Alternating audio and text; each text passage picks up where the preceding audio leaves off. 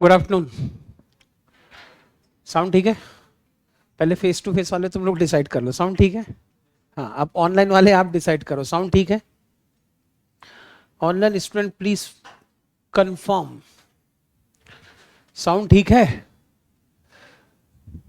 क्या कोई मुझे बता सकता है फास्ट क्लास कितने टाइम, क्या है फास्ट क्लास कितने टाइम स्टार्ट होता है? अच्छा, फर्स्ट क्लास कितने बजे शुरू होती है यार?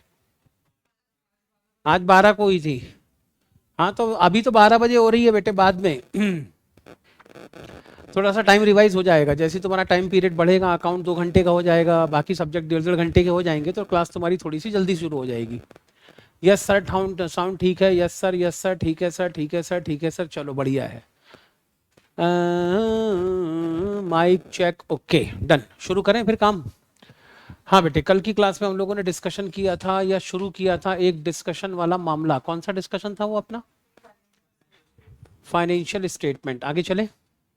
हाँ बेटे, ऑनलाइन स्टूडेंट के लिए एक स्पेशल रिकमेंडेशन है, मतलब एक स्पेशल इंफॉर्मेशन है सर। सिर्फ ऑनलाइन वालों के लिए है, ऑफलाइन वाले भी चाहें तो कंसीडर कर सकते हैं, बाकी ऑनलाइन वालों के लिए ज़्यादा इंपॉर्टेंट है सर। वो क्या है? वो ये है कि जो लोग वीडियो देख रहे हैं वो लोग वीडियो को लाइक करें, और लाइक नहीं करोगे तो शादी नहीं होगी, और अगर शादी हो भी गई तो सेम जेंडर में होगी। बाकी तुमको देखना है आगे चले। क्या करोगे? लाइक करवाने के लिए कुछ करना पड़ता है ना यार। ठीक है, अबे तो लाइक आइक कर दो भाई। जैसे साउंड ठीक है बोला है वैसे लाइक आइक कर दो यार, थोड़ा सा फेमस फेमस करो, ठीक है ना। रोजी रोटी का सवाल है, समझा करो जरा। हाँ, कौन सा टॉपिक चल रहा था अपना? Accounting equation. नोट्स दिए थे, प्रिंट आउट निकलवा लिए? सबने निकलवा लिए प्रिंट आउट? दिखाना जरा प्रिंट आउट में क्या क्या है, मैं अभी तो देखूं। मैंने तो नोट्स बना के दे दिए थे। अबे तो उसको इतनी ताकत लग रही है, कोई और उठ के दे दो। हाँ दिखाना जरा नोट्स में। हाँ, पहले पेज में बढ़िया साइकिल वाइकल बना हुआ है। आइडेंटिफाइंग ट्रांजेक्शन, रिकॉर्डिंग ट्रांजेक्शन, फिर क्या है, posting, drafting drafting drafting drafting. लो बेटे, इसके बाद सीधे तुम किस पे आ गए? Accounting equation. अकाउंटिंग इक्वेशन के बाद तुम किस पे जाओगे? प्रैक्टिकल क्वेश्चन है, फिर उसके बाद जाओगे जर्नल एंट्री पे। जर्नल एंट्री के बाद अगला चैप्टर कौन सा है भाई? पेज भी नहीं पलटा है तूने पूरे? सब चिपके हुए लग रहे हैं अभी भी। Journal entry, journal entry, journal entry के प्रैक्टिस क्वेश्चन। उसके बाद में अगला टॉपिक है तुम्हारा लेजर पोस्टिंग। लेजर पोस्टिंग के बाद अगला टॉपिक है तुम्हारा ट्रायल बैलेंस। ओके, सुनो बेटे, ये वाले नोट्स मैंने आपको व्हाट्सएप पे शेयर किए हैं, प्रिंट आउट निकाल लेना। पहली बता दूं बेटे, ये जो नोट्स हैं और मेरी जो अभी इनिशियल क्लासेस हैं उसका तुम्हारे सिलेबस से कोई लेना देना नहीं है। अभी मैंने कोई भी चैप्टर आपके सिलेबस का शुरू नहीं किया है। ये मत सोचना कि सर ने जनरल एंट्री पढ़ा दी यार, 2 3 4 क्वेश्चन करार कह दिया जनरल एंट्री खत्म हो गया। That is not so. हम यहाँ पर सिर्फ इन नोट्स के थ्रू या शुरू में हम लोग सिर्फ अपना एक बेसिक बनाएंगे। जब एक बार बेसिक बन जाएगा, तुम्हारी लैंग्वेज मेरे हिसाब से थोड़ी सी सेट हो जाएगी, तब उसके बाद में फिर मैं आपके जो इंस्टीट्यूट के मतलब कि जो मेन क्वेश्चन हैं, मेन क्वेश्चन के ऊपर फिर मैं फोकस करना शुरू करूंगा, ठीक है। अच्छा फोन बनाया एप्पल वालों ने भी, ठोकने पीटने के भी काम आ जाता है। फेंक के मारो किसी को, सर ही खुल जाएगा उसका। लड़ने अड़ने के समय काम आएगा, क्यों? ऐसा हथियार, इसको यूज किया जा सकता है। हाँ, तो पहली मैं क्लियर कर दूं बेटे आपको कि ये जो अभी हमारी कुछ 5 7 क्लासेस चलेंगी, 5 7 8 क्लासेस चलेंगी, इसका आपके इंस्टीट्यूट के स्टडी मटेरियल या सीए के एग्जाम में जो क्वेश्चंस आते हैं उनके साथ में कोई लेना देना नहीं है। ये सिर्फ हमारी बेसिक की क्लासेस हैं, इसीलिए ताकि आपका बेसिक कम से कम सीए के लेवल पे आ जाए थोड़ा सा। फिर उसके बाद में हम लोग जर्नल एंट्री, लेजर पोस्टिंग के जो क्वेश्चंस आपके स्टडी मटेरियल के मेन क्वेश्चंस हैं उनको हम बाद में सॉल्व करेंगे। तो इन क्लास का मैं पहले ही कह रहा हूँ, अभी मेरा सिलेबस स्टार्ट नहीं हुआ है। मैंने सीए फाउंडेशन का अकाउंटिंग पढ़ाना शुरू नहीं किया है। कल की क्लास में भी हम लोग सिर्फ बेसिक के बारे में बातें कर रहे थे। अगली 7 8 क्लासेस में हम सिर्फ और सिर्फ बेसिक के बारे में बातें करेंगे। बेसिक में, ऑब्जर्वेशन में, इंटरप्रिटेशन में अगर आपकी कहीं कोई गलती होगी तो वो ठीक हो जाए एक बार के लिए, तो फिर उसके बाद में आपको मेन क्वेश्चन पे लेके आऊँगा। ये मेरा बेसिक ऑब्जेक्टिव है। आगे चले। तो 7 8 क्लासेस के अंदर कोई ये मत सोचना कि मैं सीए फाउंडेशन पढ़ा रहा हूँ।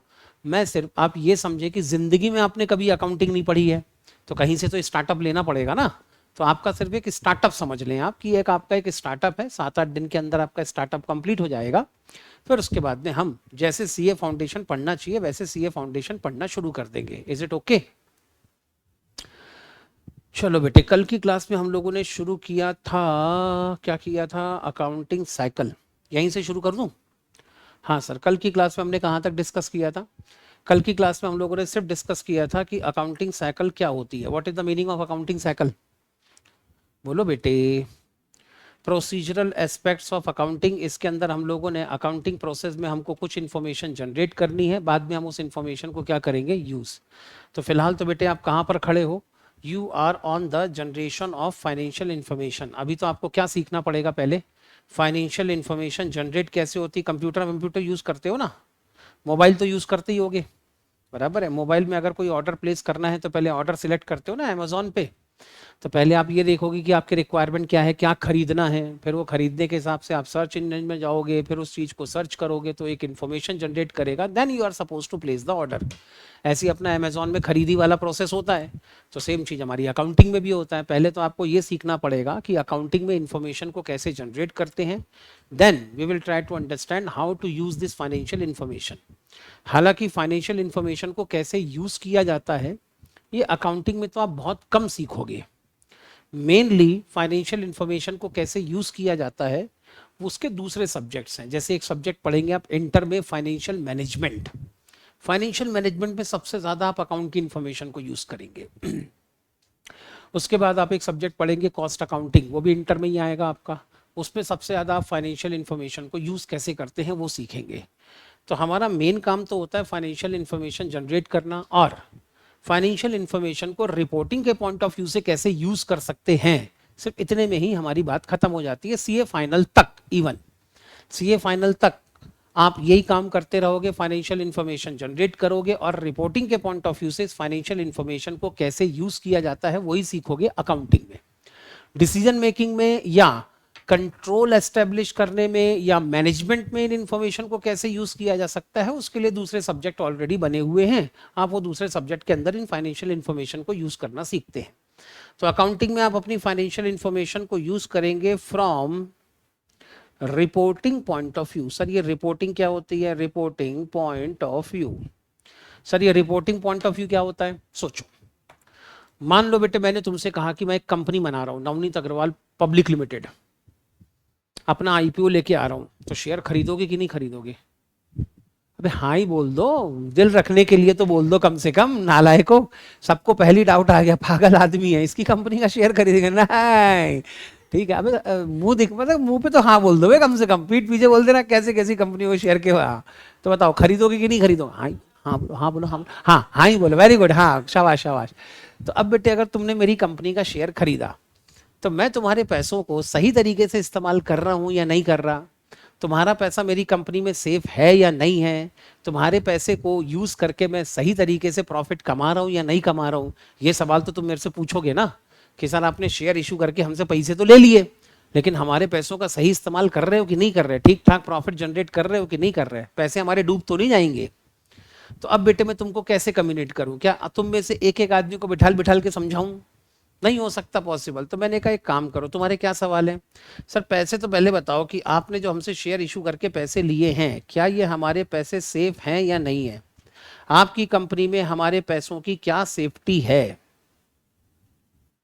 बराबर है, तो तुमको सेफ्टी एक्सप्लेन करनी है। दूसरा तुमने पूछा कि सर हमारे पैसों से आप सफिशिएंट रिटर्न कमा रहे हो या नहीं कमा रहे हो, तो मुझे ये भी तो आपको बताना पड़ेगा ना। तो उस कंडीशनों में क्या करूंगा, तुम्हारे पैसों की सेफ्टी के लिए मैं एक बैलेंस शीट बना के तुम्हारे हाथ में पकड़ा दूंगा।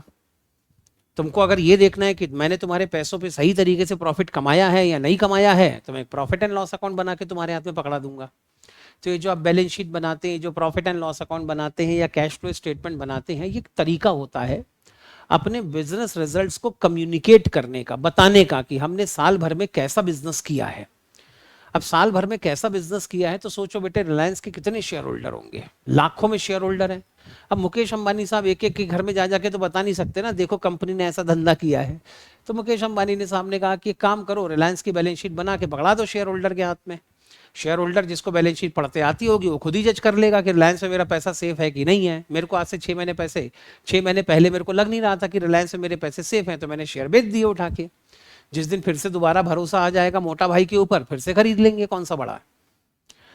मुझे ऐसा लगता है कि रिलायंस कंपनी मेरे पैसों को इस्तेमाल करके अच्छा प्रॉफिट कमा रही है, तब तो मैं पैसे किस में लगा दूंगा, रिलायंस के शेयर खरीद के पैसे लगा दूंगा। जिस दिन ऐसा लगा नहीं यार मोटा भाई में दम नहीं बचा, मोटा भाई ठीक तरीके से धंधा नहीं कर रहा है, मजा नहीं आ रहा है, मोटा भाई ने एक कंपनी अपने एक बेटे को पकड़ा दी, सुना है कि नहीं, जियो फाइनेंस, ठीक है ना, अपने एक बेटे को पकड़ा दी, एक धंधा अपनी बेटी को पकड़ा दिया, रिलायंस रिटेल वाला, बराबर है, बाकी धंधे उन्होंने अपने पास में रखे हैं। अब बेटी का मन लग नहीं रहा धंधे पानी में शादी होने के बाद, अरे बेटी की शादी हो गई मालूम ही नहीं, पीरामल साहब से शादी हुई, अब बेटी की शादी हो गई पीरामल साहब से अब बिजनेसमैन तो बिजनेसमैन घराने में ही शादी करेगा, तो मुकेश अंबानी साहब ने अपनी बेटी की शादी कहाँ करी, पीरामल फैमिली में कर दी। अब जब से शादी हुई है बेटी का धंधे में मन ही नहीं लग रहा है, रिलायंस रिटेल में। अभी भी तुम अभी पिछले क्वार्टर का जो रिजल्ट आया है, अगर तुम पिछले क्वार्टर का रिजल्ट उठा के देखोगे तो पिछले क्वार्टर के रिजल्ट में रिटेल सेक्टर की जो प्रॉफिटेबिलिटी है वो महा की घटिया प्रॉफिटेबिलिटी आई है, बढ़ने की बजाय उल्टा प्रॉफिट डिक्रीजिंग ऑर्डर में आया है। कौन लगाएगा ऐसे धंधे में पैसे। तीसरा बड़ा धंधा कौन सा है इनका, जियो। अब जियो के अंदर बेटे रेवेन्यू आ ही नहीं रहा है, ठीक है ना, उसका सबसे बड़ा धंधा है रिलायंस का आज की डेट में ऑयल एंड गैस। अब जब से बेटे अमेरिका ईरान वाले लड़ मरे हैं, क्रूड ऑयल का प्राइस बेटे बढ़ गया, क्रूड ऑयल का प्राइस बढ़ा है, तो रिलायंस इंडस्ट्री का काम क्या था बेटे, क्रूड ऑयल खरीदो, पेट्रोल डीजल बनाओ, केरोसिन बनाओ, किसी की गाड़ी में पेट्रोल भर दो, किसी की गाड़ी में डीजल भर दो, और कोई मरने को तैयार है तो मट्टी तेल डाल दो, ठीक है ना, और आग लगा दो, कहानी खत्म।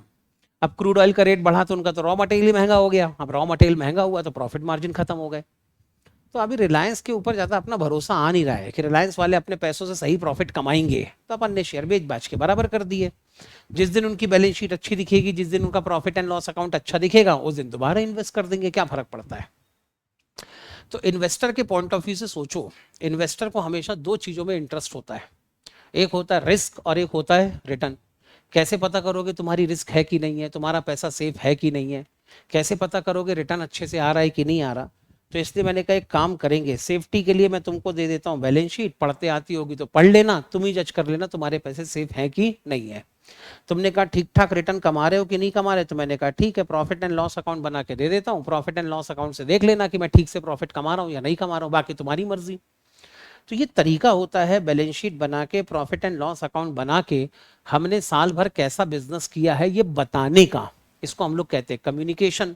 कम्युनिकेशन का टेक्निकल वर्ड कौन सा है, रिपोर्टिंग। तो जब तक रिपोर्टिंग करनी हो तब तक तो हमारी फाइनेंशियल इंफॉर्मेशन हमारे काम की है, लेकिन अगर फाइनेंशियल इंफॉर्मेशन को देख के आपको कोई डिसीजन लेना है फ्यूचर का, या आपको मैनेजमेंट देखना है बिजनेस का, या कंट्रोल देखना है बिजनेस का, तो फिर उसके लिए दूसरे सब्जेक्ट पढ़ने पड़ेंगे। Accounting is not the good subject right now. आगे चले तो आपको तो सिर्फ अकाउंटिंग के केस में दो ही चीजें सीखनी है, फाइनल तक, सीए फाइनल तक, कि कैसे फाइनेंशियल इंफॉर्मेशन जनरेट होती है और उन फाइनेंशियल इंफॉर्मेशन को रिपोर्टिंग के लिए हम किस तरीके से यूज करते हैं, बराबर है। इसके लिए बेटे हम लोगों ने कॉन्सेप्ट शुरू किया था, कौन सा, अकाउंटिंग साइकिल। अब अकाउंटिंग साइकिल का मतलब क्या था, कल मैंने बताया था what is the meaning of accounting cycle, जल्दी बताओ। Sequence of activities to be performed by an accountant is known as accounting cycle। इतना क्लियर है अरे इतना क्लियर है। बताओ बेटे सबसे पहले कौन सी एक्टिविटी परफॉर्म करोगे, क्या बात है बेटे, पढ़ के आए हो मतलब। बताओ अगली एक्टिविटी रिकॉर्डिंग, तीसरा क्लासिफिकेशन, चौथा समराइजेशन, चौथी एक्टिविटी होती है समराइजेशन। कौन सी एक्टिविटी होती है, समराइजेशन। लेकिन ये वर्ड इतना बड़ा है कि इंस्टीट्यूट सुन के डर जाता है, स्टूडेंट सुन के डर जाता है बेचारा, फिर मेरे को गाली मारता है, तो मैंने उसकी जगह क्या लिख दिया यहाँ पर, ट्रायल बैलेंस। वो तुम्हारा सुना हुआ है इसलिए, ठीक है ना, लेकिन प्रोसेस कौन सी है, समराइजेशन। समराइजेशन का मतलब होता है समरी बनाना, जैसे बचपन में होता था ना, कहानी सुनते थे आप, फिर कहानी की एक समरी बनाते थे, बस वही हिसाब किताब यहाँ पर है, बराबर है। उसके बाद क्या होगा, एडजस्टमेंट एंट्री, फिर क्या करोगे, adjusted trial balance, adjustment entry को मिला के क्या बनाओगे, एडजस्टेड ट्रायल बैलेंस। फिर अकाउंट की बुक क्या करनी है, क्लोज करनी है। फिर उसके बाद में क्या बनाने हैं, फाइनेंशियल स्टेटमेंट बनाने हैं। तो हमारी जो बेसिक्स ऑफ अकाउंटिंग की क्लासेस हैं उनकी हमारा मेन फोकस होगा आइडेंटिफिकेशन पे, अगला फोकस होगा हमारा रिकॉर्डिंग पे, हमारा फोकस होगा क्लासिफिकेशन पे, हमारा फोकस होगा अनएडजस्टेड ट्रायल बैलेंस पे, और हमारा फोकस होगा closing of books of account पे, ठीक है ना। सर बाकी के जो आइटम बच गए इसको जब हम अपना डिटेल सिलेबस कवर करेंगे उसके साथ थोड़ा थोड़ा करके कवर करते रहेंगे, क्योंकि बाकी बची हुई तीन चीजें बहुत टेक्निकल है और इतना टेक्निकल मैं तुमको अभी लेके जाना नहीं चाहता। अभी तो अपन धीरे धीरे चलते हैं, शुरू करें। तो लो बेटे, सबसे पहली एक्टिविटी कौन सी तुम्हारी? Identification of transaction. अब आइडेंटिफिकेशन में करना क्या है, मतलब है इसका पहचानना। क्या पहचानोगे, क्या पता करोगे? तो आइडेंटिफिकेशन के बारे में अगर मैं बोलूं सर, क्या हमको लिखना है? नहीं, लिखना नहीं है, सिर्फ ये तुम्हारे लिए अंडरस्टैंडिंग वाला मामला है, तो सिर्फ समझ लो इसको। शुरू करें। कभी भी अकाउंटिंग करनी है तो बिजनेस को ही देख के अकाउंटिंग करनी पड़ेगी। Accounting is totally based on the business. अगर बिजनेस है तो तुम्हारी अकाउंटिंग है, बिजनेस खत्म तो अकाउंटिंग भी खत्म। तो हर बिजनेस के अंदर कोई ना कोई एक्टिविटीज परफॉर्म होती है जिनको हम लोग कहते हैं बिजनेस एक्टिविटीज। आगे चले। अब बिजनेस एक्टिविटीज को हम दो कैटेगरी में पहले डिवाइड करते हैं। किन बिजनेस एक्टिविटीज को ट्रांजैक्शन बोला जाए और किन बिजनेस एक्टिविटीज को इवेंट बोला जाए। इतना क्लियर है? ये आपके नोट्स में नहीं है, लेकिन लिखने की जरूरत भी नहीं है, ये सिर्फ अंडरस्टैंडिंग है। आगे चले। तो आपको पहले पता करना पड़ेगा। अक्सर सोचो बेटे, जो लोग कॉमर्स पढ़े हुए हैं उन्होंने बचपन में एक अकाउंटिंग की डेफिनेशन पढ़ी थी, याद है कुछ? अकाउंटिंग इज एन आर्ट, यहीं से शुरू होती थी ना डेफिनेशन। 11th क्लास में, पहली 11th क्लास में अक्सर ने कहा अकाउंटिंग इज एन आर्ट। तो तुम्हारे मन में आया हमको कौन सा आर्ट करना है? क्या हमको नाच के दिखाना है, हम गा के दिखाएंगे, ड्राइंग करेंगे, पेंटिंग करेंगे? ऐसा कोई आर्ट नहीं है। फिर तुम्हारे सर ने बताया accounting is an art of identifying, recording, classifying and summarisation of all financial transaction and events. ऐसा लिखा हुआ था वहां पर। इसका मतलब बिजनेस एक्टिविटी में कुछ बिजनेस एक्टिविटीज होती हैं ट्रांजैक्शन, और कुछ बिजनेस एक्टिविटीज कौन सी होती हैं? इवेंट्स। अब पता कैसे करोगे कौन सी बिजनेस एक्टिविटी ट्रांजैक्शन है, कौन सी बिजनेस एक्टिविटी इवेंट है? ठीक, ये छोटी छोटी बातें होती हैं जो आपके कॉन्फिडेंस को खराब भी कर सकती हैं और आपके कॉन्फिडेंस को बना भी सकती हैं। एग्जाम बुक्स के भरोसे पास नहीं होता। इस दुनिया का कोई टीचर किसी स्टूडेंट को सीए का एग्जाम पास नहीं करवा सकता। अगर कोई तुमसे कहता, अगर मैं भी कभी तुमसे एक्साइटमेंट में आके बोल दूं कि मेरे पास पढ़ो, मैं तुमको पढ़ाऊंगा, मुझसे पढ़ के तुम सीए फाउंडेशन फर्स्ट अटेम्प्ट में क्लियर कर जाओगे, समझ जाना सर कुछ खा पी के आ गए हैं आज। सर अपनी मेंटल कंडीशन कहीं और रख के आ गए हैं, सर की मेंटल कंडीशन ठीक नहीं है, ठीक है ना, बावरे होके सर कुछ भी बोले चले जा रहे हैं। तो सीए का एग्जाम कोई बुक, कोई किताब, कोई नोट्स, कोई टीचर कुछ नहीं पास करा सकती। सीए का एग्जाम पास करवाता है तुम्हारा कॉन्फिडेंस। कितने कॉन्फिडेंस से तुम पेपर देने गए हो, वही डिसाइड करेगा कि तुम्हारा रिजल्ट क्या हो सकता है। अगर एग्जाम हॉल में तुम बढ़िया हंसते नाचते खेलते खालते जा रहे हो, बढ़िया हंसी मजाक करते करते जा रहे हो, मतलब पेपर तुम फाड़ के आ जाओगे। पेपर मतलब फिजिकली फाड़ के नहीं आ जाओगे, पेपर में जितने क्वेश्चन है वो बढ़िया से लिख के आ जाओगे, ठीक है ना। और वहीं तुम डर डर के जा रहे हो, तो जो घुट घुट के जी रहा है वो क्या जिएगा, आखिरी में मरेगा ही वो तो अगर तुम डर के पेपर देने गए तो तुम्हारा हो गया हैप्पी बर्थडे, वहीं केक कट जाएगा तुम्हारे नाम का पहली फुर्सत में। समझ में आ गई कहानी? तो ये क्या होता है अकाउंटिंग में, ये छोटी छोटी चीजें होती हैं ना, ये बताती हैं कि तुम्हारा कॉन्फिडेंस कितना एग्जाम के समय बिल्डअप होगा। अब हमने डेफिनेशन तो पढ़ ली, accounting is an art of फलाना इमका ढिमका of all transaction and events. हमको ये नहीं मालूम ट्रांजैक्शन क्या होता है, इवेंट क्या होता है, रटे जा रहे हैं अपन। तो सबसे पहले तो समझो what is the meaning of transaction and events. तो जितनी आपकी बिजनेस एक्टिविटी होती हैं, उनमें से जिन बिजनेस एक्टिविटीज में किसी आउटसाइडर की इन्वॉल्वमेंट है तो वो कहलाएगा ट्रांजैक्शन, और अगर किसी आउटसाइडर की इन्वॉल्वमेंट नहीं है तो फिर वो क्या होगा आपका? इवेंट। यूनिक एकेडमी वाले आपसे सीए फाउंडेशन की क्लासेस ले रहे हैं, आप उनकी क्लासेस अटेंड कर रहे हो, तो यूनिक एकेडमी वाले बाहर वालों के साथ में डील कर रहे हैं या नहीं कर रहे हैं? मतलब all of you are the outsider for the unique. Economic point of view से कह रहा हूं, वैसे तो तुम लोग हमारे बच्चे हो, कोई बात नहीं, बच्चा है तू मेरा, घंटा पिलाऊंगा, वो बात का मैटर है। लेकिन मुद्दा ये है कि अगर इकोनॉमिक पॉइंट ऑफ व्यू से देखा जाए तो हो तो तुम लोग आउटसाइडर ही। हम लोग तुमको अपनी सर्विसेज देंगे, फिर उसके बदले में तुमसे पैसे लेंगे, कभी कभी लेंगे कभी कभी नहीं लेंगे, ठीक है ना, उम्मीद तो है कि ले ही लें, ठीक है ना। तो उसका मतलब ये है कि हम किसके साथ में डील कर रहे हैं? आउटसाइडर के साथ में। तो ये जो क्लासेस चल रही हैं और इन क्लासेस से जो रेवेन्यू आएगा, ये हमेशा क्या माना जाएगा? ट्रांजैक्शन। इतना क्लियर है? लेकिन कुछ बिजनेस एक्टिविटीज ऐसी भी होती हैं जिनमें आउटसाइडर की इन्वॉल्वमेंट नहीं होती, और जिनमें आउटसाइडर की इन्वॉल्वमेंट नहीं है उनको माना जाता है इवेंट्स। बराबर है? एक बात बताओ, साल के आखिरी में तुम्हारे गोडाउन में कितने रुपए का स्टॉक बचा हुआ है, पता करने का मन है कि नहीं है?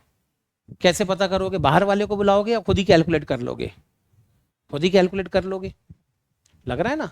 किसी बाहर वाले की जरूरत पड़ी? लेकिन बिजनेस एक्टिविटी तो है, इकोनॉमिक एक्टिविटी भी है, फाइनेंशियल एक्टिविटी भी है, तो अकाउंट्स की बुक में रिकॉर्ड भी होगा होगा।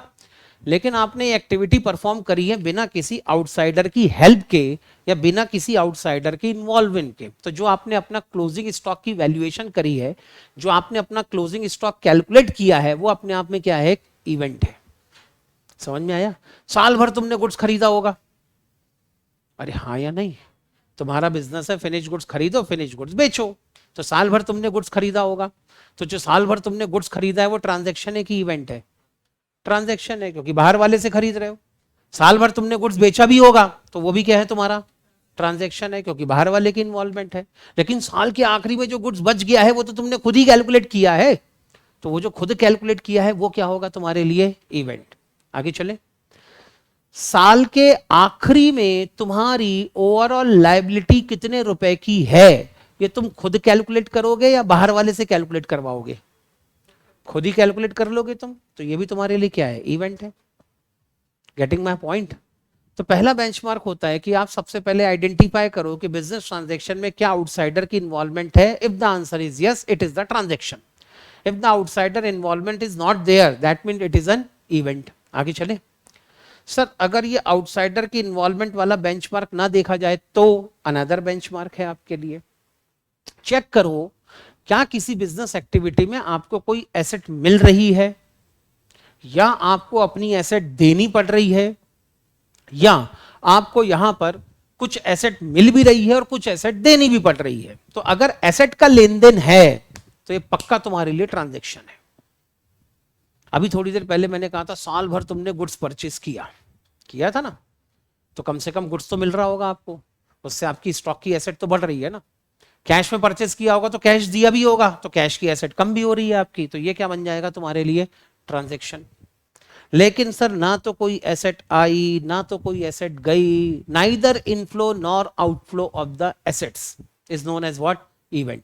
क्लोजिंग स्टॉक अगर तुमने कैलकुलेट किया, अपनी एसेट्स पे अगर तुमने डेप्रिसिएशन लगाया, साल के आखिरी में तुमने अपनी लायबिलिटी का कैलकुलेशन किया, तो क्या इससे एसेट्स और लायबिलिटी की एसेट्स की वैल्यू बढ़ जाएगी, कम हो जाएगी?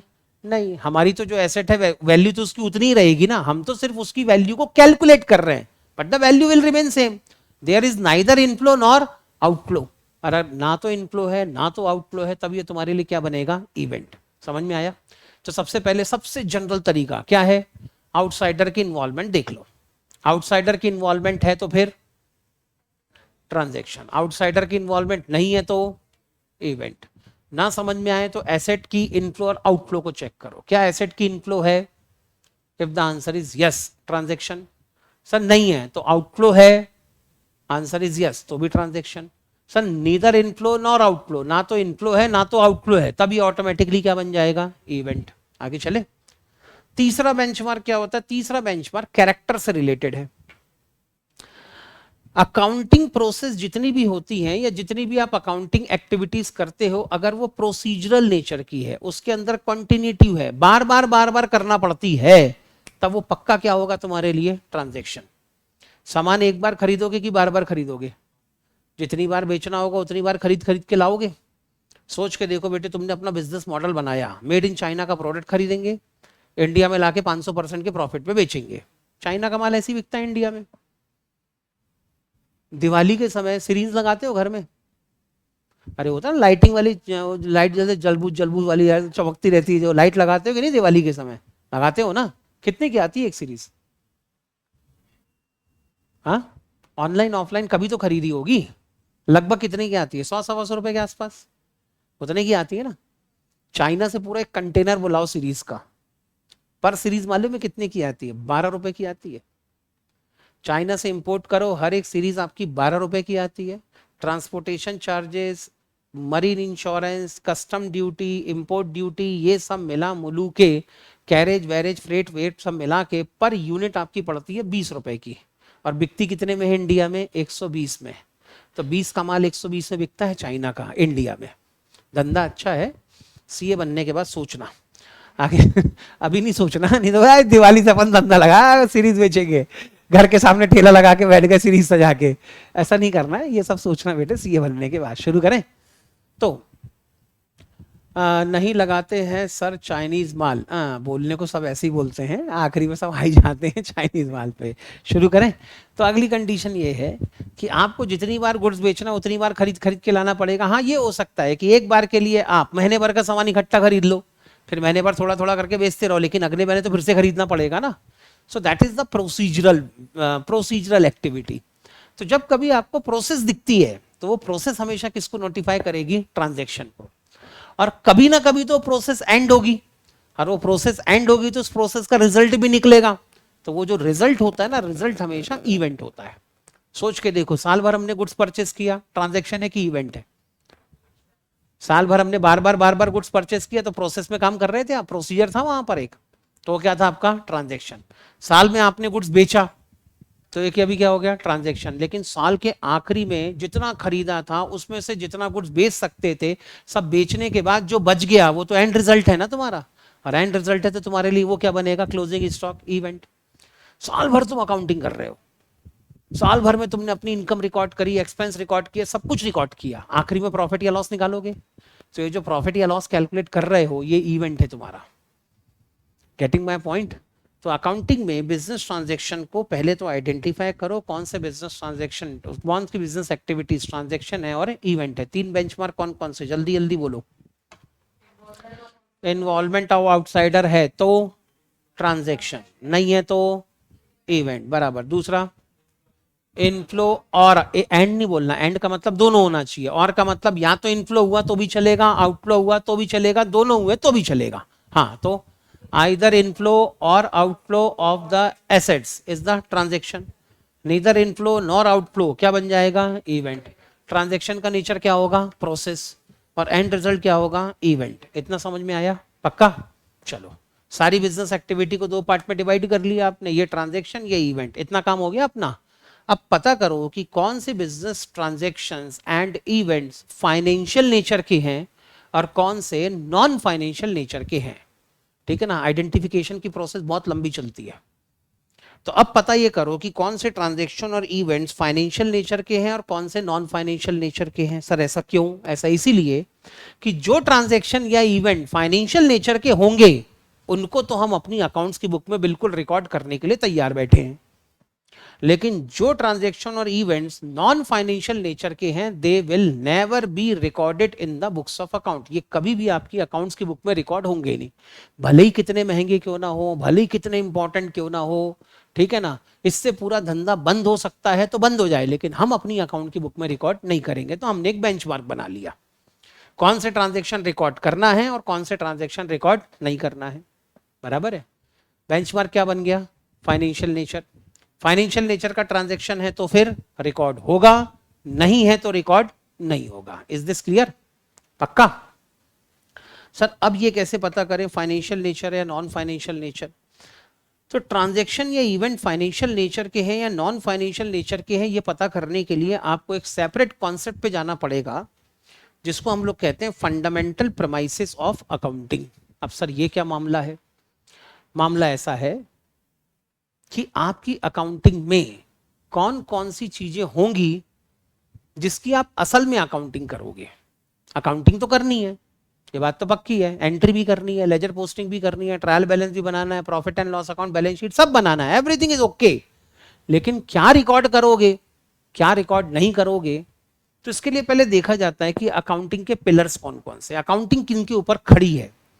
तो अकाउंटिंग के सिर्फ 5 पिलर होते हैं, सिर्फ 5 चीजें हैं जो अकाउंटिंग के अंदर रिकॉर्ड होती हैं, सिर्फ और सिर्फ 5 आइटम। कोई छठवां आइटम कभी तुम्हारी जिंदगी में आएगा ही नहीं, अभी भी नहीं आएगा और आज से 20 साल बाद भी नहीं आएगा।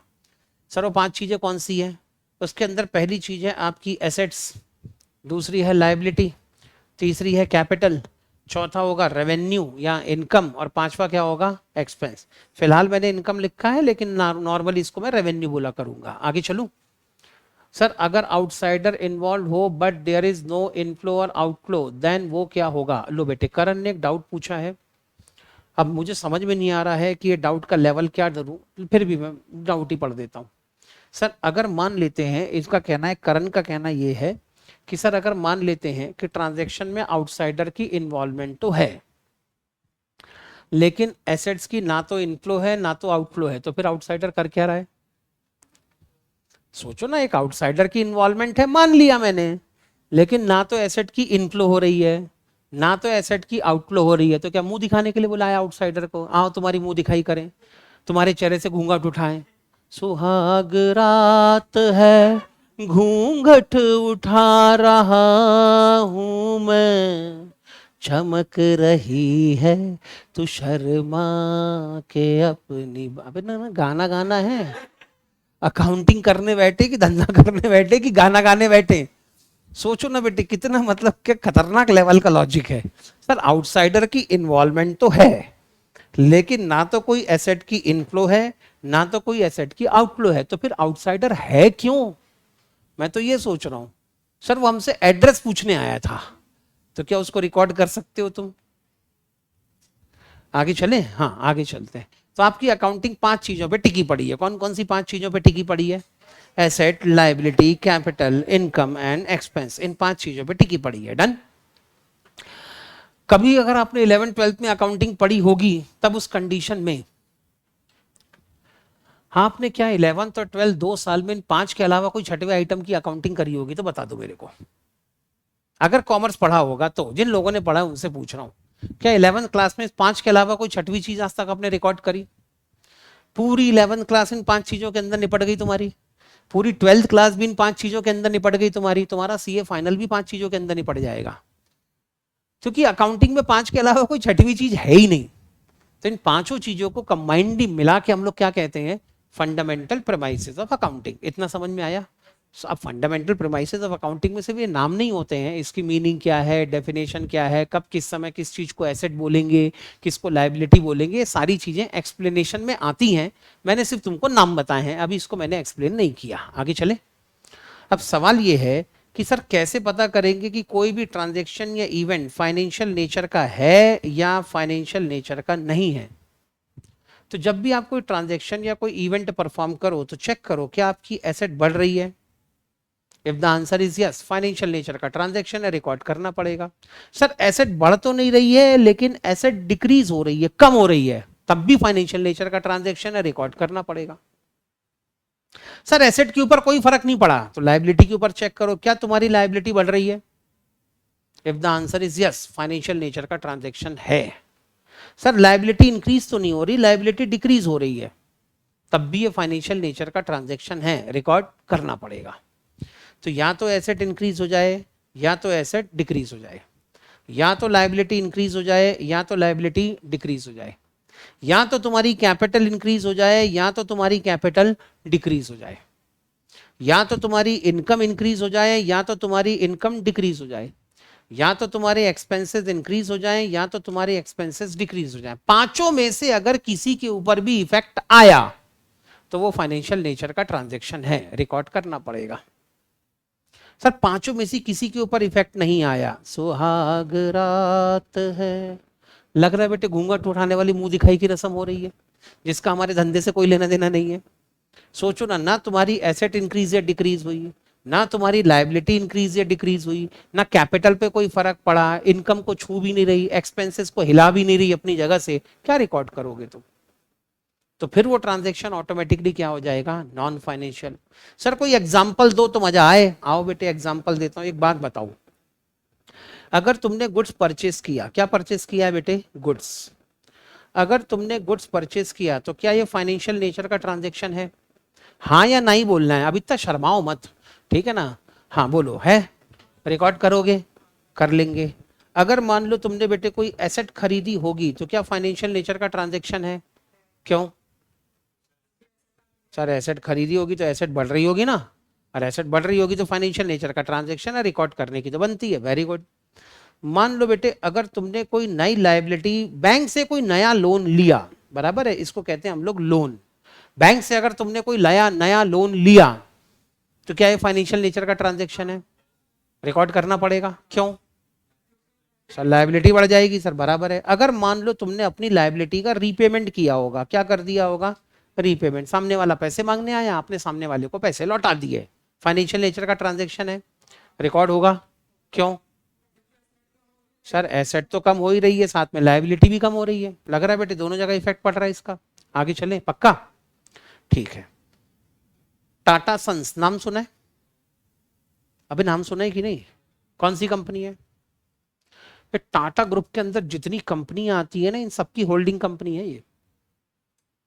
जितनी भी टाटा ग्रुप की कंपनियों का तुमने नाम सुना हो, टाटा बेटे, Tata motors passenger vehicle, Tata motors commercial vehicle, Tata retail वीटेल, ये वो होटल इंडस्ट्री, फलाना इमका ढिमका, Tata steel, Tata power, Tata telecommunication, Tata chemicals, Tata electronics, उसके बाद में टीसीएस, जितनी कंपनियां टाटा की हैं उन सबको कंट्रोल करने वाली कंपनी कौन सी है?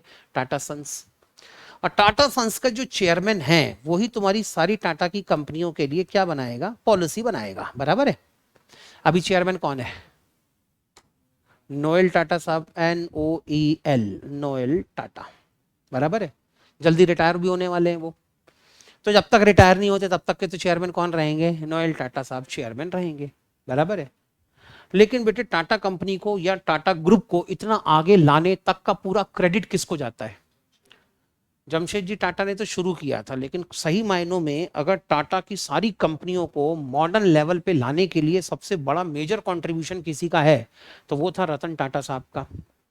रतन टाटा साहब जैसा बिजनेसमैन, इतना विजनरी आदमी कई सौ सालों में एक बार पैदा होता है। और टाटा ग्रुप की बेटे जो फिलॉसफी है वो भी एकदम अलग है। जमशेद जी टाटा साहब की फिलॉसफी एक ही थी, कौन सा बिजनेस करना है। जब भी उनसे कोई पूछता था कि कौन सा बिजनेस करना है तो जमशेद जी टाटा साहब एक ही जवाब देते थे, मार्केट के अंदर मोनोपोली नहीं होने दूंगा मैं। तो जब भी कोई बिजनेस के अंदर मोनोपोली होगी मैं वहां पे अपना धंधा डाल दूंगा ताकि मोनोपोली खत्म हो जाए। उनका सिंपल सा फंडा था, अगर कहीं मोनोपोली है, किसी भी मार्केट में मोनोपोली है, तो हम अपना धंधा चालू करेंगे, मार्केट से मोनोपोली खत्म करेंगे ताकि कस्टमर को एक रीजनेबल प्राइस पे गुड्स मिलता रहे। उसी वैल्यू को ये लोग आज तक कैरी फॉरवर्ड कर रहे हैं। आज भी अगर तुम टाटा कंपनी को देखो तो टीसीएस की जब इन्होंने शुरुआत करी थी तो इनको समझ में आ गया था कि आईटी सेक्टर के अंदर मोनोपोली क्रिएट हो रही है। जब आईटी सेक्टर के अंदर मोनोपोली दिखी तो इन्होंने कंपनी बना दी, कौन सी? टीसीएस। तो यही इनका तरीका था काम करने का। लेकिन मॉडर्न जमाने के हिसाब से कंपनियों को जो सबसे पहले मतलब कंपनियों को सबसे पहले जो चेंजेस किया, डाइवर्सिफाई किया, वो किया रतन टाटा साहब ने।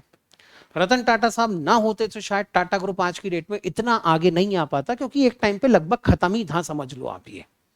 एक जमाने में कभी बेटे टाटा बिरला का नाम चला करता था, बराबर है। अब आजकल कोई बिरला तो बोलता नहीं है, अब अंबानी और अदानी बोलते हैं।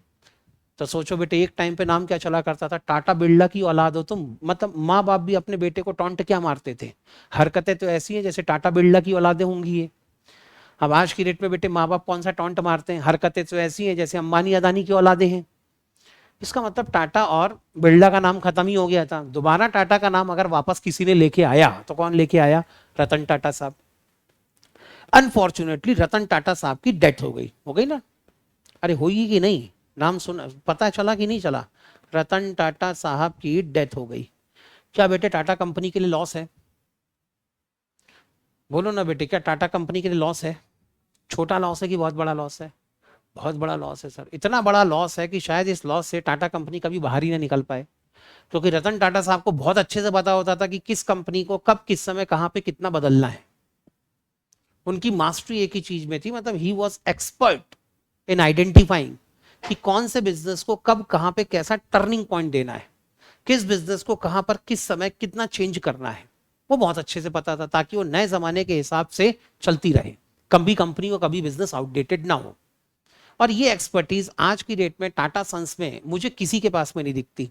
जितने टाटा सन्स के अंदर लोग बैठते हैं ना, उनमें से किसी के पास में नहीं दिखती। अब ऐसी कंडीशन में रतन टाटा साहब की अगर डेथ हो जाए तो है तो बहुत बड़ा लॉस, लेकिन इतना बड़ा लॉस होने के बाद भी क्या इसको अकाउंट की बुक में रिकॉर्ड किया जा सकता है? नहीं किया जा सकता। तो सोच के देखो बेटे, कुछ कुछ बिजनेस एक्टिविटीज ऐसी भी होती हैं जो बड़ी वैल्यूएबल होती है, बहुत इंपॉर्टेंट होती है, but still you can not record those transaction और events in the books, because उनके होने से आपकी एसेट के ऊपर, आपकी लायबिलिटीज के ऊपर, कैपिटल, रेवेन्यू, एक्सपेंस, किसी के ऊपर कोई इंपैक्ट नहीं पड़ता। और क्योंकि किसी के ऊपर कोई इंपैक्ट नहीं पड़ रहा है तो अकाउंटिंग के पॉइंट ऑफ व्यू से ये एक्टिविटीज हमारे लिए इंपॉर्टेंट नहीं है। ओवरऑल पॉइंट ऑफ व्यू से, बिजनेस के फ्यूचर ग्रोथ के हिसाब से वो एक्टिविटी बड़ी हो सकती है, लेकिन एज एन अकाउंटेंट हमारे लिए ये इंपॉर्टेंट नहीं है। आगे चले। हाँ आएंगे आएंगे आएंगे आएंगे आएंगे, बैलेंसेस पे भी आएंगे। अभी अकाउंट की बुक ओपन तो करने दे, तब तो क्लोज होगी, तब तो बैलेंस निकलेगा, फिर लिखेंगे ना। अभी ओपन तो करने दे पहले, अभी तो धंधा चालू ही नहीं हुआ है। हाँ अभी धंधा चालू करने दे। थांबा पहा आणि पुढे चला, ठीक है ना। तीन ही वर्ड सीखेला अपन मराठी में, क्या? थांबा पहा आणि पुढे चला, ठीक है ना। हाँ। अच्छा तेरे को नहीं आया, तेरे को मराठी नहीं आती क्या? था अच्छा इंदौर से क्या? थांबा, थांबा मतलब होता है रुको, पहा, पहा का मतलब होता है देखो, और पुणे साला का मतलब आगे बढ़ो, ठीक है ना। कभी क्या होता है पूना में, महाराष्ट्र में, जब कभी सड़क के बीच में गड्ढा खोद देते हैं ना एमएनसी वाले, तो वहां पे एक बोर्ड लगाते हैं, बोर्ड में तीन वर्ड लिखे होते हैं, थांबा पहा पुणे साला, ऐसा लिखा होता है वहां पे, ठीक है। हाँ आगे चलते हैं। अरे समझ में आ गई कहानी? सर ये तो बड़ा हाई लेवल का एग्जाम्पल दे दिया, मजा नहीं आया सर, सेंटी वाला एग्जाम्पल दे दिया, कोई ढंग का एग्जाम्पल दो। चलो ढंग का एग्जाम्पल देता हूँ। तुमने गुड्स परचेस किया, फाइनेंशियल ट्रांजेक्शन है कि नहीं है? है, रिकॉर्ड करोगे पक्का? तुमने गुड्स परचेस करने के लिए ऑर्डर प्लेस किया है। अब अरे ऑर्डर प्लेस किया मतलब बिजनेस एक्टिविटी तो परफॉर्म करी है ना, लेकिन उसको रिकॉर्ड करोगे कि नहीं करोगे? क्यों नहीं करोगे? सर अभी तो मुंह चलाया है, ना तो एसेट बढ़ी, ना तो लायबिलिटी के ऊपर कोई इंपैक्ट आया, ना कैपिटल, ना रेवेन्यू, ना एक्सपेंस। पहले सामने वाला हमको गुड्स भेज दे, हम उसको पैसे वैसे दे दें, तब वो फाइनेंशियल ट्रांजेक्शन बनेगा। सिर्फ तुमने ऑर्डर प्लेस किया इसका मतलब फाइनेंशियल ट्रांजेक्शन थोड़े ना हो गया। तुम्हारा एक कस्टमर तुमको 10 करोड़ का ऑर्डर देके चला गया, तुम भारी खुश हो, मिठाई बांट रहे हो, अभी मत बांट, कल को ऑर्डर कैंसिल कर दिया तो मिठाई के पैसे जेब से लग जाएंगे। रुक, समझ में आई कहानी? तो अब तुमने किसी को ऑर्डर दिया है, तुमको किसी से ऑर्डर मिला है, बड़ा ट्रांजेक्शन हो सकता है, और कई बार तो इतना इंपॉर्टेंट ट्रांजेक्शन हो जाता है कि स्टॉक मार्केट में शेयर का प्राइस 15-20% से ऊपर नीचे भी हो जाता है। इतना इंपॉर्टेंट है मार्केट के लिए। अकाउंटेंट आदमी बोलता मेरे को फर्क ही नहीं पड़ता, ठीक है ना। ऑर्डर प्लेस किया है, सामान आ जाने दो, तब मेरे लिए फाइनेंशियल ट्रांजेक्शन होगा। कस्टमर ने ऑर्डर दिया है, पहले एग्जीक्यूट हो जाने दो, कस्टमर को गुड सप्लाई हो जाने दो, तब हमारे लिए फाइनेंशियल ट्रांजेक्शन होगा। समझ में आ गई कहानी?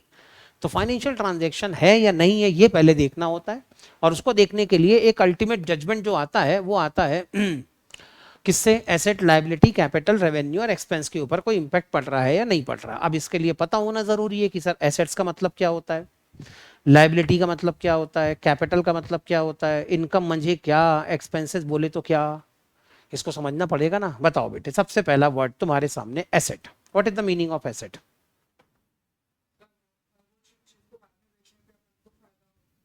हाँ खुशी, अबे खुशी, इतना पर्सनल नहीं होने का, ठीक है ना। खुशी ऐसा छोटे, अच्छा ओके, वैसे वाला था क्या? ओके।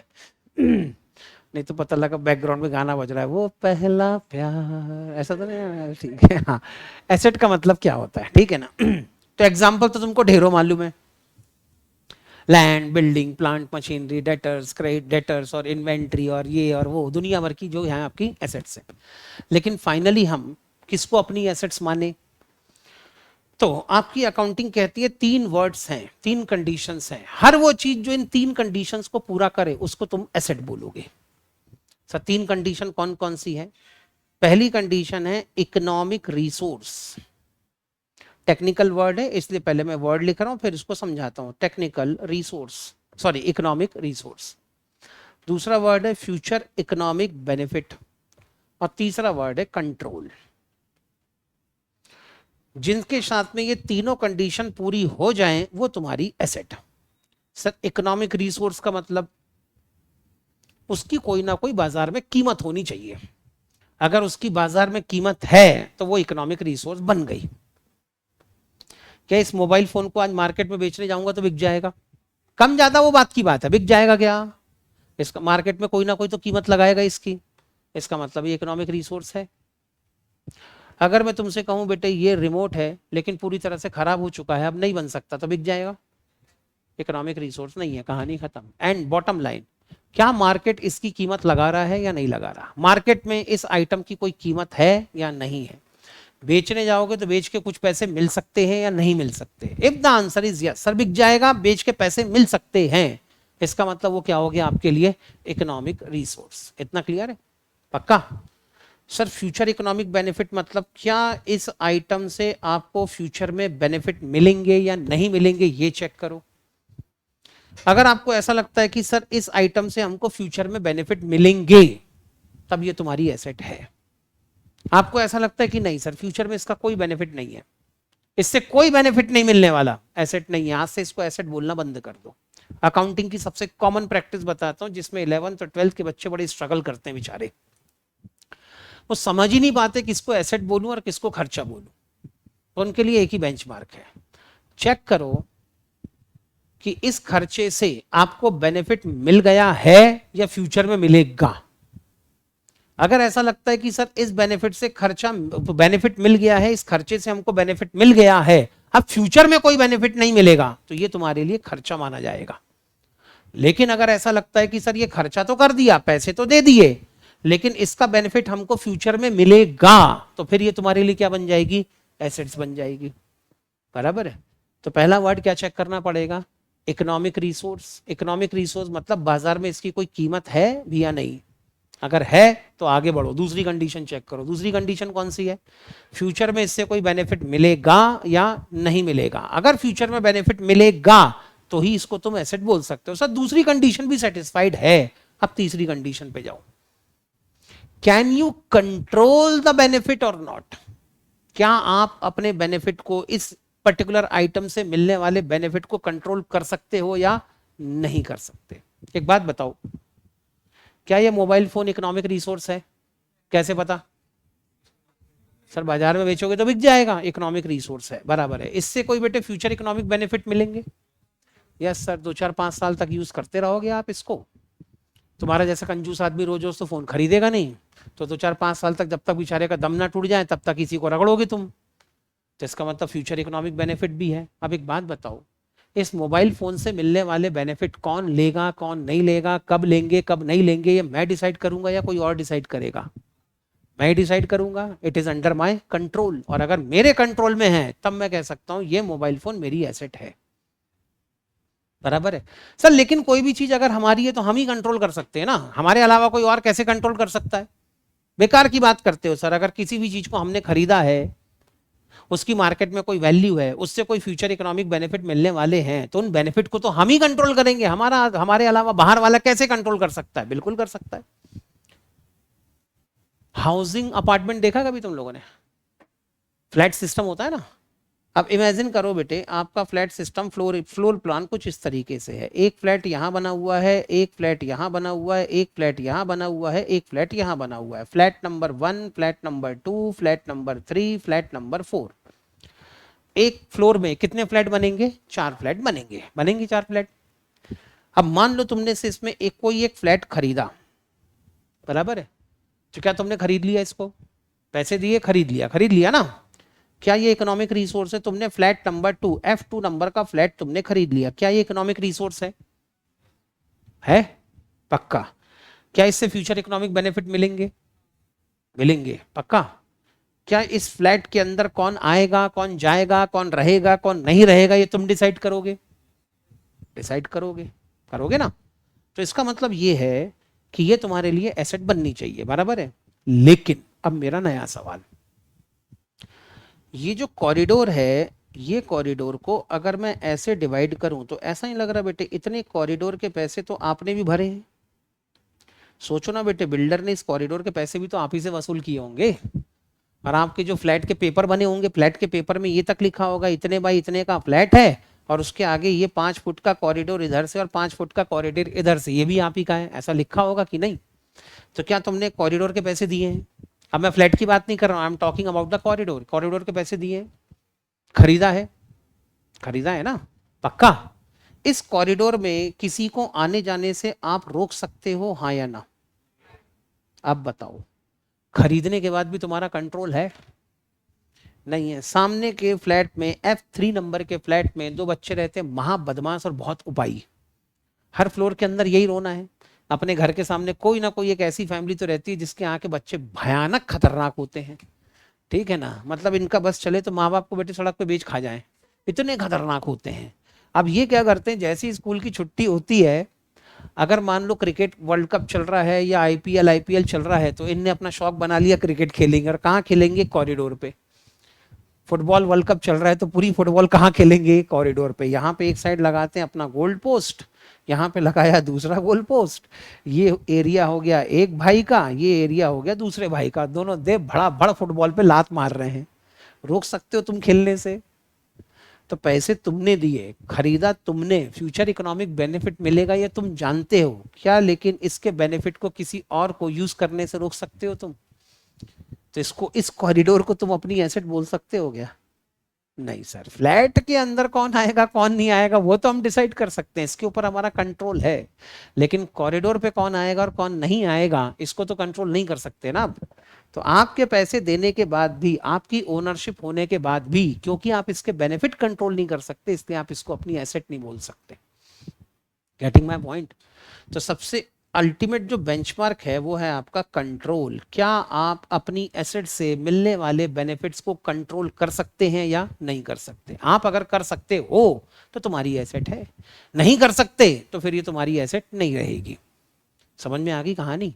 सोच के देखो बेटे को। और अब सर ये तो फालतू के एग्जाम्पल देते हो आप, कोई बिजनेस वाला एग्जाम्पल दो तो मजा आए। सुनो, आपकी फार्मास्यूटिकल कंपनी है, फार्मास्यूटिकल कंपनी समझता है, आप दवाई बना बना के बेचते हो। दवाई अपने आप में क्या होती है, कोई भी मेडिसिन अपने आप में केमिकल फॉर्मूला होता है। अब केमिकल फॉर्मूला कई साल की रिसर्च के बाद में बनता है, फिर उसकी पहले चूहों के ऊपर टेस्टिंग होगी, फिर घोड़े वोड़े पे टेस्टिंग होगी, दो चार जानवर के ऊपर टेस्टिंग करेंगे, फिर जब सब कोई नहीं मरा तो फिर आखिरी में टेस्टिंग किसके ऊपर होगी? इंसानों के ऊपर टेस्टिंग होगी। बराबर है? वर्ल्ड में मेरे हिसाब से आज तक सिर्फ एक ही ऐसी मेडिसिन बनी है जो प्रॉपर टेस्टिंग के बिना इंसानों को डोज दी गई, कोविड। प्रॉपर टेस्टिंग हुई नहीं थी उसकी पूरी, ठीक है ना? ऐसा कहने में आया है, सुनने में आया है, एग्जैक्टली क्या हुआ था क्या नहीं हुआ था मैं नहीं था भाई वहां पर। हाँ, मेरे को नहीं मालूम किस किस पे टेस्टिंग करी और किस पे नहीं करी, ठीक है ना? अब कुछ रिपोर्ट्स ऐसी कहती हैं कि कोविड वैक्सीनेशन की जितनी टेस्टिंग होनी चाहिए थी उतनी टेस्टिंग हुई नहीं, और जरूरी भी था, क्योंकि टेस्टिंग करने में कम से कम 3 साल का समय लगता, और 3 साल में तो पता नहीं बेटे आधी वर्ल्ड की पॉपुलेशन खाली हो जाती। तो वर्ल्ड की पॉपुलेशन खाली होने से बचाने के लिए का टोस दो, जो मरेगा मरेगा, जो जिंदा रहेगा वो तो बच जाएगा कम से कम। ठीक। अब एक बात बताओ, आपने एक मेडिसिन बना ली मेडिसिन। सर ये मेडिसिन क्या काम करेगी? अगर किसी को कैंसर है तो हर महीने में एक गोली खाओ 1 साल तक। कितनी मेडिसिन खाना है, कितनी टैबलेट खाना है? 12। कैंसर तुम्हारा पूरा ठीक हो जाएगा। ऐसी कोई मेडिसिन आज तक बनी नहीं है, मैं एक एग्जांपल दे रहा हूं। मान लो तुमने एक मेडिसिन बना ली, हर महीने एक टैबलेट खाओ। कब तक खाओ? 12 महीने तक खाओ। अगर तुमको कितना ही कैंसर क्यों ना हो तुम ठीक हो जाओगे, परफेक्टली ठीक हो जाओगे। सर जिसको कैंसर नहीं है वो भी रोज एक गोली, वो भी महीने में एक टैबलेट खा ले। कब तक खा ले? 6 महीने तक। जिंदगी में कभी कैंसर नहीं होगा। बना है जब दो जोरदार प्रोडक्ट की नहीं बना है। जितने तो कैंसर के पेशेंट इंडिया में नहीं, उससे ज्यादा तो अमेरिका में मिलेंगे, और अमेरिका वाले पैसे देते डॉलर में, लंबा कमाएंगे भाई। लग रहा है बेटे अपन ने जोरदार प्रोडक्ट बना लिया है, अब तो कमाएंगे लंबा, ठीक है ना? अगला इंडिया के मुकेश अंबानी अपन ही है, इतना पैसा कमा के देगी ये मेडिसिन। बराबर है? क्या इस मेडिसिन को बनाने का जो फॉर्मूला है, आपने इस फॉर्मूले को पेटेंट करवा लिया? आपने कहा यस सर पेटेंट करवा लिया। पेटेंट करवाने का मतलब क्या होता है पता है? आपने गवर्नमेंट से एक्सक्लूसिव राइट्स ले लिए कि ये दवाई हमारी है, ये फॉर्मूला हमारा है, इस फॉर्मूले को यूज करके मेडिसिन सिर्फ हम ही बना सकते हैं, हमारी परमिशन के बिना कोई और इस मेडिसिन को नहीं बनाएगा। गवर्नमेंट ने परमिशन दे दी, अब गवर्नमेंट का आपको प्रोटेक्शन भी मिल गया। तो ऐसा ही लग रहा है ये मेडिसिन आपको एक बढ़िया मोनोपोली क्रिएट करके दे देगी। बन गई ना मोनोपोली तुम्हारी, क्योंकि सिर्फ तुम ही बनाओगे, तुम्हारे अलावा तो कोई और बना भी नहीं सकता। अब मोनोपोली के केस में बनाओगे तुम आइटम 10 का और बेचोगे 1000 में। मरता आदमी बेटे 10 रुपए 20 रुपए थोड़ी देखेगा। जिस आदमी को कैंसर है वो तो 1000 क्या 10,000 की भी एक टैबलेट बेचोगे तो खरीद के खाएगा, क्योंकि वो तो मर रहा है। और कोई आदमी मरना तो नहीं चाहता कम से कम। बोलते सब मेरे को मौत से डर नहीं लगता, लेकिन जब सामने आती है ना तो अच्छों की हालत खराब हो जाती है। तो जब बेटे मौत सामने दिखती है ना तो फिर आदमी 1000 2000 5000 10,000 नहीं देखता, वो कहता बस टैबलेट ला और मेरे को खिला। इतना क्लियर है? अब एक बात बताओ, क्या हमारी कंपनी ने इस फॉर्मूले को बनाया? कुछ सवाल पूछ रहा हूं, हाँ या ना में जवाब देना है। क्या हमारी कंपनी ने इस फॉर्मूले को बनाया है? यानी प्रॉपर्टी हमारी है? क्या हमने अपने नाम से पेटेंट ले लिया है? यानी गवर्नमेंट ने हमको एक्सक्लूसिव राइट्स दे दिए। अब इस दवाई को बना बना के बेचने के राइट्स हमारे पास हैं। लेकिन अगर कोई तुम्हारे इस फॉर्मूले को कॉपी कर ले और वो भी अगर ये मेडिसिन बना के बेचना शुरू कर दे, तो क्या तुम उसको रोक सकते हो? If the answer is yes, that means this patent is your asset. But if the answer is no, it is not your asset. Nike वाले इंडिया से अपना पूरा बिजनेस समेटने में लगे हुए हैं। क्यों समेटने में लगे हुए हैं? रीजन एक ही है, सालों तक रिसर्च करने के बाद वो एक जूता बनाते हैं इंडिया में बेटे, उनके शोरूम में आने के पहले इंडिया में कॉपी होके फुटपाथ पे बिकता है। इतना परेशान हो चुके नाइकी वाले, इतना ज्यादा परेशान हो चुके नाइकी वाले, उनके पूरे ब्रांड इमेज की ऐसी तैसी हो गई है इंडिया में।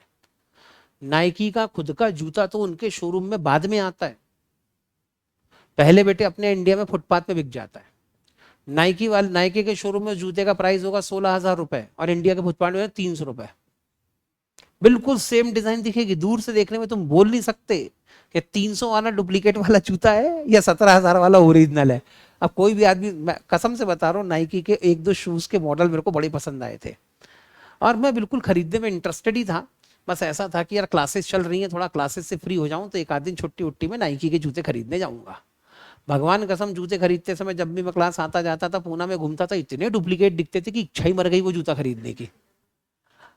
नहीं लिटरली यही है बेटे, तुम आप उठा के देख लो, तुम नाइकी का कोई भी मॉडल उठा के देखो, बाद में वहां शोरूम में आता है, पहले तो इंडिया के अंदर कॉपी होके बिक जाता है। और इंडिया में ऐसे 3-4 ठिकाने हैं जो बहुत जबरदस्त तरीके से डुप्लीकेट बनाते हैं और बिल्कुल डुप्लीकेट कॉपी बनाएंगे वो। कई बार तो ये भी होगा कि अगर ओरिजिनल और डुप्लीकेट आजू बाजू में रख दिया जाए तो आप कह नहीं सकते कौन सा ओरिजिनल है कौन सा डुप्लीकेट है। दिल्ली में चले जाओ तुम, दिल्ली में एक एरिया, मेरे को नाम याद नहीं आ रहा उसका, बड़ा अच्छा नाम है, पुराना एरिया है। वहां पे अगर दुकानों में जाओगे तो नाइकी जॉर्डन सबसे महंगा मॉडल होता है उनका, नाइकी जॉर्डन। नाइकी जॉर्डन का अगर एक पेयर आपको खरीदना है तो लगभग 12,000 रुपए से उसकी प्राइसिंग शुरू होती है। The one pair of shoes is around 12,000 rupees minimum, उसके ऊपर तो फिर बहुत हाई प्राइस पे जाता है वो। आप दिल्ली में कौन सा मार्केट है यार, मेरे को याद नहीं आ रहा है एग्जैक्टली, कोई अच्छा सा नाम था, उस मार्केट में तुम चले जाओ, डुप्लीकेट नाइकी जॉर्डन तुमको 2,000 में मिल जाएगा। और उसके बाजू में तुम ओरिजिनल रख के बता दो और ओरिजिनल और डुप्लीकेट में डिफरेंस निकाल के बता दो, एक धागे का डिफरेंस नहीं निकाल सकते तुम। हाँ वो ओरिजिनल, इसलिए नाइकी वालों को समझ में आ गया कि इंडिया जैसी कंट्री में जहां पे पायरेसी जब तक बंद नहीं होती तब तक धंधा करना बेकार है। प्यूमा वाले बहुत परेशान है इंडिया में, दिल्ली के आसपास इतनी फैक्ट्रियां खुल गई हैं, सब प्यूमा के डुप्लीकेट बना बना के बेच रही है तबीयत से। मतलब मेरे को तो यकीन भी नहीं होता कि प्यूमा के शोरूम में जाऊंगा तो वहां पे ओरिजिनल जूता मिलेगा कि डुप्लीकेट मिलेगा, इतनी तक गारंटी नहीं बची आज की डेट में। एडिडास वालों ने अपना बिजनेस लगभग समेट ही लिया इंडिया से। रीजन क्या है? रीजन यही है कि भाई उन्होंने जो डिजाइन बनाया है, उन्होंने जो प्रोडक्ट बनाया है, वो उनकी खुद की सेल्फ इंटेलेक्चुअल प्रॉपर्टी है। But the government of India is not capable enough to protect their own intellectual rights. तो बेटर ऑप्शन है ऐसी कंट्री में धंधा ही मत करो। तो अगर आप इन बेनिफिट को कंट्रोल कर सकते हैं तो फिर ये आपके लिए क्या बनेगी? एसेट। लेकिन अगर आप इन बेनिफिट को कंट्रोल नहीं कर सकते तब ये आपके लिए क्या है? Expense. It is not the asset. 3 condition याद रहेगी, पर तीनों कंडीशन को मिलाओ, एक बढ़िया सी डेफिनेशन बनाओ। तो डेफिनेशन क्या बनेगी? Assets are economic resources having future economic benefit which are under the control of entity. समझ में आया बेटे? This is the definition of asset. इतना क्लियर? अरे हाँ या ना कुछ तो बोलो, फेफड़ा फट गया एसेट की डेफिनेशन समझाने में। हाँ क्लियर है इतना? तो 3 कंडीशन चेक करना पड़ेगी। कौन कौन सी 3 कंडीशन?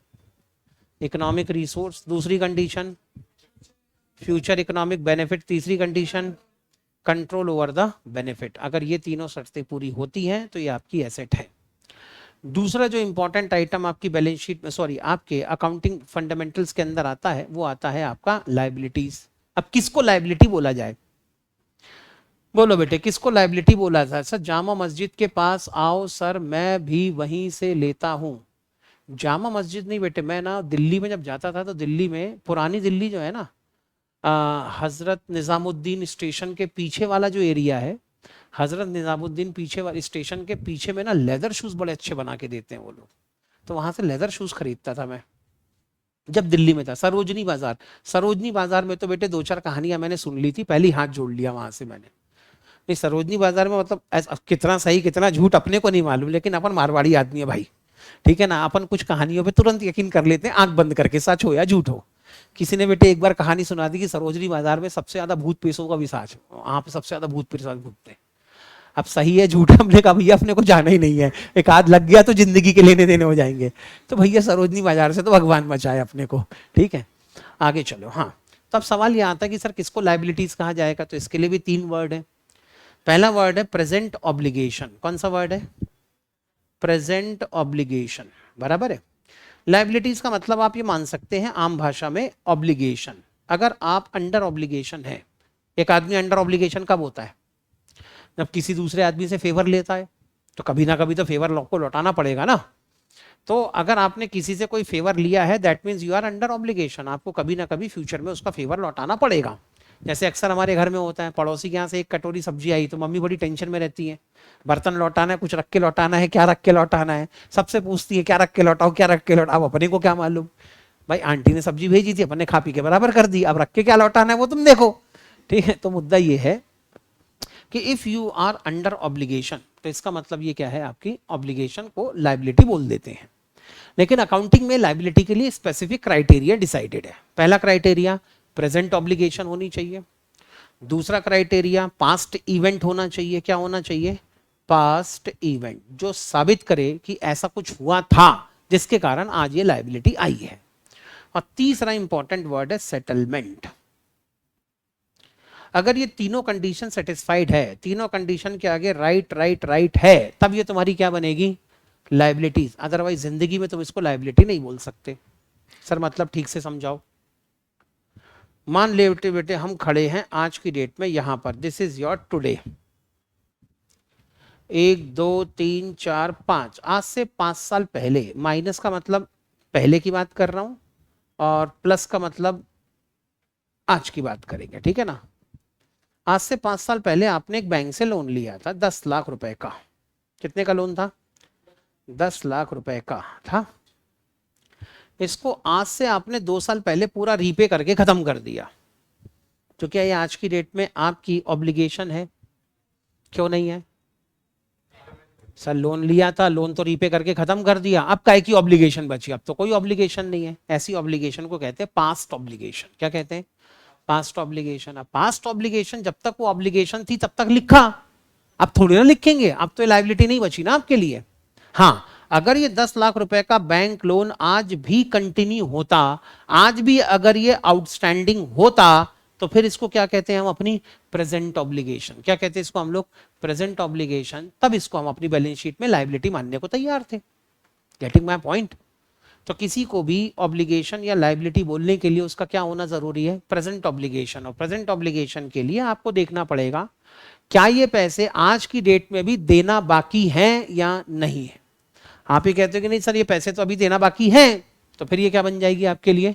Present obligation. क्या बन जाएगी आपकी? Present obligation. पहली कंडीशन पूरी हो गई। दूसरा है पास्ट इवेंट। अगर ये आपकी प्रेजेंट ऑब्लिगेशन है तो पक्की बात है आपने पास्ट में कुछ ना कुछ ऐसा इवेंट किया होगा, कोई ना कोई ऐसा ट्रांजैक्शन किया होगा जिसके चक्कर में लायबिलिटी आपको झेलनी पड़ रही है। सोचो बेटे, आज से 5 साल पहले मैंने क्या लिया था? Bank loan. तो bank loan itself as a transaction, bank loan was a transaction जिसके कारण ये आज भी उधारी हमारे सर पे बैठी हुई है, लग रहा है। तो हमेशा लायबिलिटी को उसके पास्ट इवेंट से कनेक्ट करके देखा जाता है कि आपने पास्ट इवेंट कौन सा ऐसा परफॉर्म किया था जिसके कारण ये लायबिलिटी आई है, और उसी के हिसाब से तुम उस लायबिलिटी का नाम भी रख देते हो। आगे चले। और तीसरा है सेटलमेंट। फाइनली आप चेक करो क्या ये लायबिलिटी का आपको सेटलमेंट करना पड़ेगा या नहीं करना पड़ेगा। अगर करना पड़ेगा तो ये आपकी लायबिलिटी है। लेकिन आपको ऐसा लगता है कि नहीं सर ये लोन का अपने को सेटलमेंट नहीं करना पड़ेगा, ये उधारी अपने को रीपे नहीं करनी पड़ेगी, तब ये तुम्हारे लिए लायबिलिटी है ही नहीं। सोच के देखो ना बेटे, बैंक वालों से आपने कितने का लोन लिया? 10 लाख। आपने इंटरेस्ट के साथ में बड़ी ईमानदारी से हर एक इंस्टॉलमेंट की ड्यू डेट के पहले पहले आप हर इंस्टॉलमेंट भरते रहे, बहुत ईमानदारी से हर इंस्टॉलमेंट आपने भरी। इंस्टॉलमेंट इंटरेस्ट देते देते देते देते बेटे तुमने अभी तक कितना पेमेंट कर दिया? तुमने अभी तक 9,70,000 रुपीज का पेमेंट कर दिया। लोन कितने का था? ईमानदारी से पेमेंट कर रहे थे। बैंक वाले तुमसे बहुत खुश हैं। बैंक वालों ने कहा एक काम करो, अब बचे हुए 30,000 का पेमेंट मत करो। तो बैंक वालों ने आपकी लायबिलिटी माफ कर दी, कर दी ना।